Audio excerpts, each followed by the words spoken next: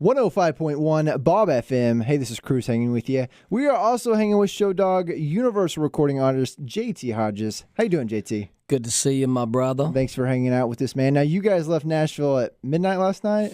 About midnight. Had a nice little 8-hour bus sleep, I guess, all the way here to see you and your beautiful face. Yeah, well, I appreciate that. But, yeah, how was the travel? Pretty good? Travel's good, man. We all slept pretty well, and now I'm drinking the dark and intense coffee that you guys offer here at the radio station. It is it'll wake you. It'll wake the dead, I believe. I'm ready to go. I'm ready to play a show. Yeah. Now, speaking of shows, you're playing tonight at the Downstream Casino. This concert is part of their Dirt Road live concert series, so that means this concert is free. JT, what can we expect tonight at the Downstream Casino for your concert? Oh, high energy. Actually, the debut album, we'll be playing some stuff from that, which we released about a year and a half ago, and then quite a few new songs that I have been currently recording. I'm working on this sophomore album, and I'm very excited about it, and look forward to sharing it with all of you folks out there that are going to be at the show. Yeah, speaking of new music, you have a new single out called Already High. What was the inspiration on that song?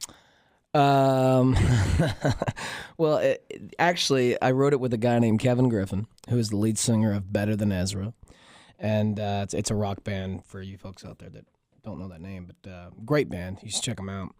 It was he and I's first time writing together, and we kind of sat down. We were getting to know each other, and talking about stuff that guys find important, like the type of beers and whiskeys they drink, and that kind of stuff. Then we got on to like our significant others and how we found ourselves on the couches on certain nights by indulging too much in our favorite beers or whiskeys. So we decided we'd write a little bit of an apology to them and say that there's no better high than the love they give us. Yeah, earning us some brownie points. Hey, brownie points with the wife is always a great thing. Hey, man. Now, you had kind of a funny story about the video for Already High, or something about Taylor Swift or something like that. Well, I don't know if it's funny. We're trying to create a concept for the video, and I kept passing. I got two little girls, they're 3 and 1, and our nanny at the time, I was like trying to actually pack for the road, believe it or not. And I kept walking by the den, and I noticed their eyes were just glued to the television, and they were listening to Taylor Swift. I'm like, of course.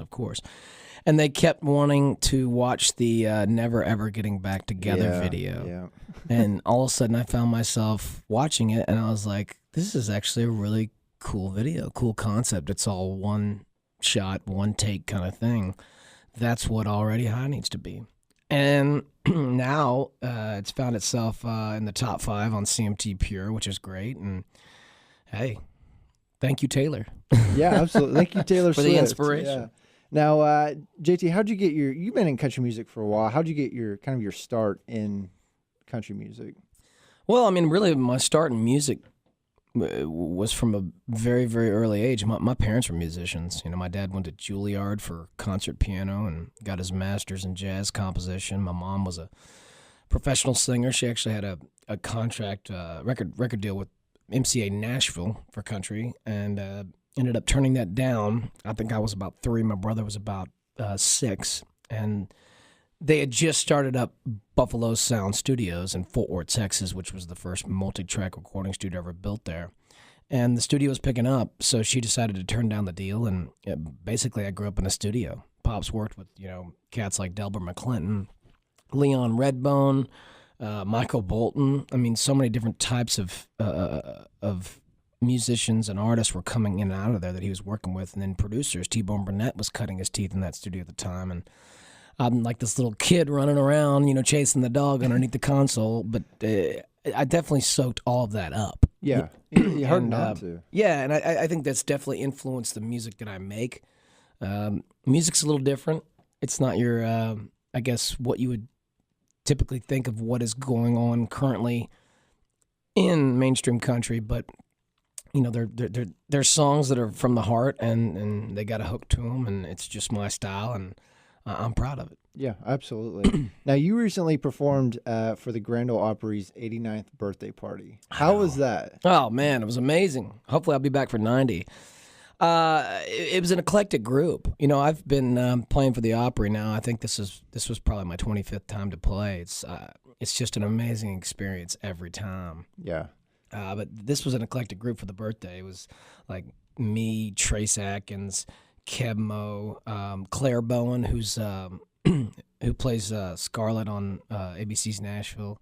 She's actually got a great voice. I'd never heard her perform before, but it was a lot of fun. And then you had some of the old classics like the John Connolly, and so it really fun time. Got to play 2 shows that night, 7 and the 9:30 slot, and I had a blast, to say the least. So, you remember yet? Oh yeah, I think I got to play several hundred shows before I can get to that point. I know we were talking about Dirks Bentley before, but he played like I don't know how many shows before they finally asked him to be a member, and it's like, what Hey, do you know what it takes to join the Opry? Or? I think it's a combination of that. Yeah, I mean, I think there is a really cool tradition about the Opry, you know, and I've become pretty good friends with Pete Fisher and Steve Buchanan who've run it, and you know they're doing some really cool things, and it's like I said, it's always amazing to do it every time. Absolutely, yeah. Just that venue is just when you walk in, it's amazing. It's just you can't explain how you feel. It's just something different. And what's really cool is they're getting ready to move it to. They do it every. The end of October, November, December, they do it at the Ryman in downtown Nashville. Yeah, which that'll be a lot of fun. I'll get to play the Ryman again, and that's the church of country music. Yeah, absolutely. Now you're a Texas guy, and I got to ask you, since you're a Texas guy, how about them Cowboys? How about them Cowboys? You think they can keep it going? Are you kidding me? 5-1, what is going that up about? to Seattle and taking down the Super Bowl champs. That's like David and Goliath in a little way. You know? I'll tell you this for you football fans out there, like.